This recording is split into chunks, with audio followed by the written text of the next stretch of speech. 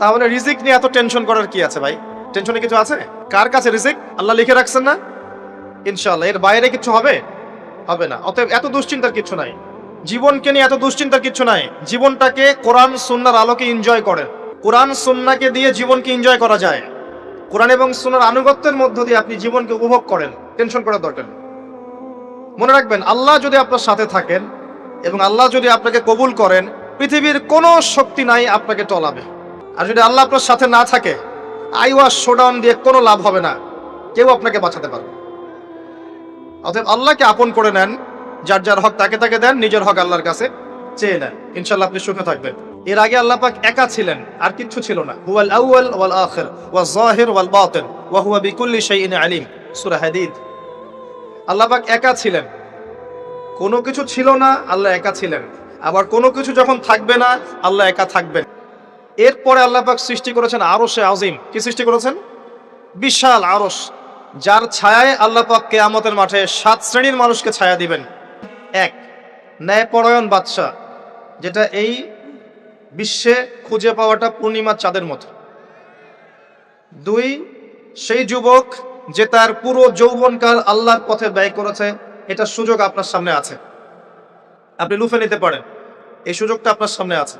3, ওই ব্যক্তি যার কলব বা অন্তর মসজিদের সাথে ঝুলন্ত থাকে। এখনকার যুব সমাজের অন্তর অনলাইনে ঝুলন্ত থাকে, দেখবেন। 4, ওই যেই দুই ব্যক্তি পরস্পরকে শুধুমাত্র আল্লাহর জন্য ভালোবাসে। এখানে বয়ফ্রেন্ড গার্লফ্রেন্ড সম্পর্ক বোঝানো হয়নি। এই দুনিয়ার স্বার্থে জর্জরিত ভালোবাসার বাইরেও ডিভাইন একটা ভালোবাসা আছে, সেটা হচ্ছে আল্লাহর জন্য ভালোবাসা। আর যখন আপনি কাউকে আল্লাহর জন্য ভালোবাসবেন, তখন আপনি কষ্ট পাবেন না ইনশাআল্লাহ। আল্লাহর জন্য ভালোবাসেন মানুষকে, আপনি কষ্ট পাবেন না ইনশাআল্লাহ।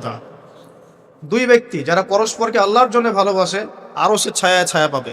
5, ওই যুবক যাকে কোনো সুন্দরী নারী আহ্বান করেছে জেনার জন্য, কিন্তু সেই যুবক বলেছে আমি আল্লাহকে ভয় করি, যেটা এই জেনারেশনের মধ্যে খুঁজে পাওয়া দুষ্কর। 6, ওই ব্যক্তি যার ডান হাত কি দান করছে বাম হাত খবর রাখে না। ডান হাত কি দান করছে বাম হাত খবর রাখে না। আমাদের মতো নয় যে অল্প কিছু দান করেই দানবীর টাইটেল লাগিয়ে মানুষের দুয়ারে দুয়ারে যাচ্ছি সাপোর্টের জন্য, এমন নয়। 7, ওই ব্যক্তি যে নীরবে নিভৃতে আল্লাহর কথা স্মরণ করে এবং আল্লাহর কথা স্মরণ করতে করতে তার চোখ দিয়ে অশ্রু প্রবাহিত হয়। আমরা কি এই ছায়াটা পেতে চাই? অপশন আমাদের সামনে খোলা আছে।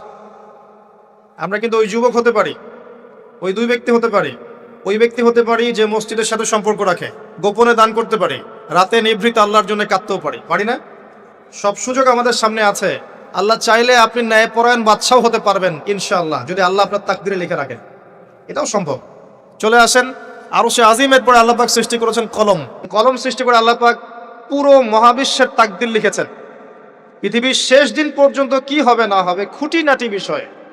এত খুঁটিনাটি যে আল্লাহ পাকের ওই লিখার বাইরে পৃথিবীতেও কোনো আযাব গজব আসে না। যা লিখা আছে ওটাই আসবে। পৃথিবীতে যা আসছে, যে আযাব, যে বিপদ, যে বালা মুসিবত গুলো আসছে আসমানি এবং জমিনের, এগুলোও আল্লাহর কাছে লেখা আছে। বলেন সুবহানাল্লাহ। পৃথিবীতে কত মাখলুক আছে, হিসেব আল্লাহর কাছে আছে। এই মহাবিশ্বে কত গ্যালাক্সিজ আছে, গ্রহ নক্ষত্র আছে, আল্লাহর কাছে হিসেব আছে। পিঁপড়া কতটুকু আছে এই পৃথিবীতে, এটা আল্লাহ জানেন কতগুলো আছে। সমুদ্রের নিচে কি আছে আল্লাহ জানেন। এখন যে আল্লাহর কাছে সব লিখিত আছে, সেই আল্লাহ কি আমার রিজিকের মালিক নন? তাহলে রিজিক নিয়ে এত টেনশন করার কি আছে ভাই? টেনশনে কিছু আছে? কার কাছে রিজিক?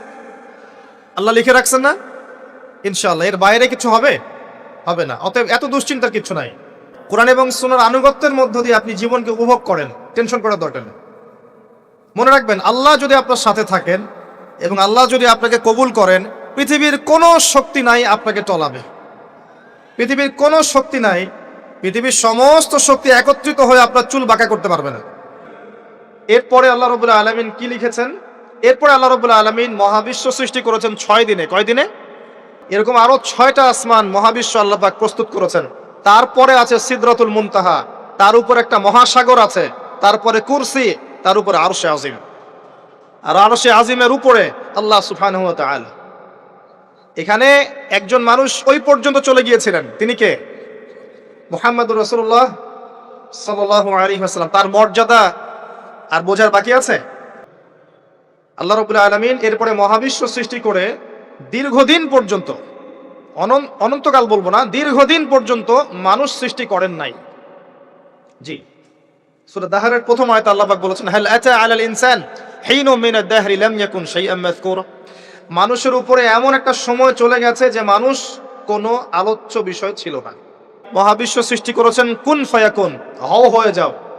সূরা আম্বিয়ার 30 নম্বর আয়াতে আল্লাহ পাক বলেছেন, আওয়ালাম ইয়ারাল্লাযিনা কাফার, কাফেররা কি লক্ষ্য করে দেখে না, আন্নাস সামাওয়াতি ওয়াল আরদা কানাতা রাতকান ফাফাতাকনাহুমা, কাফেররা কি লক্ষ্য করে দেখে না যে আসমান সমূহ এবং জমিন একটা বিন্দুর মধ্যে একত্রিত ছিল, আমি আল্লাহ এটাকে বিস্ফোরিত করে দিয়েছি, পৃথক করে দিয়েছি।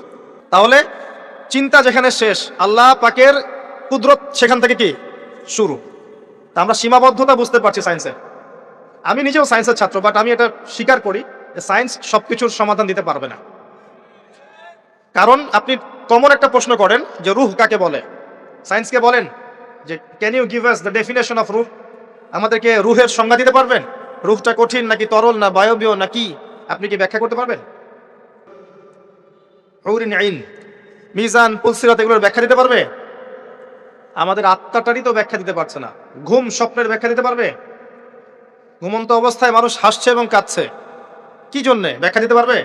স্বপ্ন দেখছে, কোত্থেকে স্বপ্ন আসছে, আর স্বপ্ন মাঝে মাঝে সত্য কেমন করে হচ্ছে, এর ব্যাখ্যা দিতে পারবে? স্বপ্ন সত্যি হয় না? শেষ জামানায় মুমিনদের স্বপ্ন বেশি বেশি সত্য হবে এমনও এসেছে হাদিস। নবী সাল্লাল্লাহু আলাইহি ওয়াসাল্লাম নবুয়তের আগে এমন স্বপ্ন দেখতেন সকালবেলা সত্য হয়ে যেত। নবুয়তের একটা অংশ স্বপ্ন, 36 ভাগের 1 ভাগ সত্য স্বপ্ন। যাই হোক, আমরা টপিকে চলে আসি। এরপরে অনেক সময় পর আল্লাহ পাক ফেরেশতাদেরকে ডেকে বলছেন এই আয়াতটা, যে হে ফেরেশতারা, আমি পৃথিবীতে আমার খলিফা পাঠাতে চাই, মানুষকে আমার খলিফা করে পাঠাতে চাই। আমাদের নবী মুহাম্মদ সাল্লাল্লাহু আলাইহি ওয়াসাল্লাম মানুষের সম্মান বুঝতেন। আমাদের নবী মুহাম্মদ সাল্লাল্লাহু আলাইহি ওয়াসাল্লাম অন্যের সম্মান বুঝতেন, আর আমরা তার উম্মাহ, অন্যের সম্মান নষ্ট করতে পারলে আমাদের ভাত হজম হয়। অন্যের সম্মান নষ্ট না করা পর্যন্ত ভাত হজম হবে না। আর মুহাম্মদ সাল্লাল্লাহু আলাইহি ওয়াসাল্লাম অন্যের সম্মান বুঝতেন, এবং শুধু মুসলিমদের জন্য নয়, সবার জন্যই। কোরআন এবং সুন্নাহ শুধু আমাদের সম্পত্তি নয়, পুরো মানব জাতির সম্পত্তি। এখানে সবার হেদায়েত আছে, হোক সে হিন্দু ভাই বা খ্রিস্টান ভাই বা বুদ্ধিস্ট বা জিউস, যেই হোক না কেন, সবার হেদায়েত এখানে আছে। আসেন, আল্লাহ পাক কোরআনকে হক বলছেন। যখন থেকে কোরআন নাজিল হয়েছে এখান থেকে নিয়ে কিয়ামত পর্যন্ত হকের কি অন্য কোনো মানদণ্ড আছে? এটা মানতে কোনো আপত্তি আছে? হ্যাঁ, এখন কোনো কিছু যদি কোরআন সুন্নাহর সাথে মিলে যায়, মানতে আমাদের কোনো আপত্তি নাই। কেউ একটা মতবাদ দিয়েছে, একটা দর্শন দিয়েছে, একটা সায়েন্টিফিক থট দিয়েছে, যেটা কোরআনের সাথে মিলে গেছে, হাদিসের সাথে মিলে গেছে, মানতে আমাদের কোনো আপত্তি নাই। কিন্তু যে কোনো ব্যক্তি বা যে কোনো সংগঠন, যে কোনো সমাজ, যে কোনো সভ্যতা, কেউ যদি এমন কোনো কথা বলে, এমন কোনো দর্শন দেয়, এমন কোনো মতবাদ দেয় যেটা কোরআনের সাথে মিলছে না, সাংঘর্ষিক, হাদিসের সাথে মিলছে না, সাংঘর্ষিক, আপনি কি মানতে বাধ্য? এটা না মানাটাই আপনার ইমানের পরিচয়। তো খলিফার কাজ হচ্ছে আল্লাহর পক্ষ থেকে আসা সত্যের মানদণ্ডে মানুষের মাঝখানে ফয়সালা করা। আমার কথা ক্লিয়ার? পরিবেশ পরিস্থিতি যদি অনুকূলে না থাকে, সে করবে না, তার ক্ষমতা নাই। লা ইউকাল্লিফুল্লাহু নাফসান ইল্লা ওয়াসআহা। কিন্তু আকীদা রাখতে কি কোনো সমস্যা আছে যে এটাই চূড়ান্ত সত্য? আসেন, আল্লাহ রাব্বুল আলামিন এখানে খলিফার ফাংশন বললেন, এবং আদম আলাইহিস সালামকে এই খলিফা করে পৃথিবীতে পাঠালেন। সভ্যতার শুরু হলো। সভ্যতার শুরু রোমকদের দ্বারা হয় নাই, সভ্যতার শুরু পশ্চিমাদের দ্বারা হয়নি, সভ্যতার শুরু হয়েছে নবীদের দ্বারা।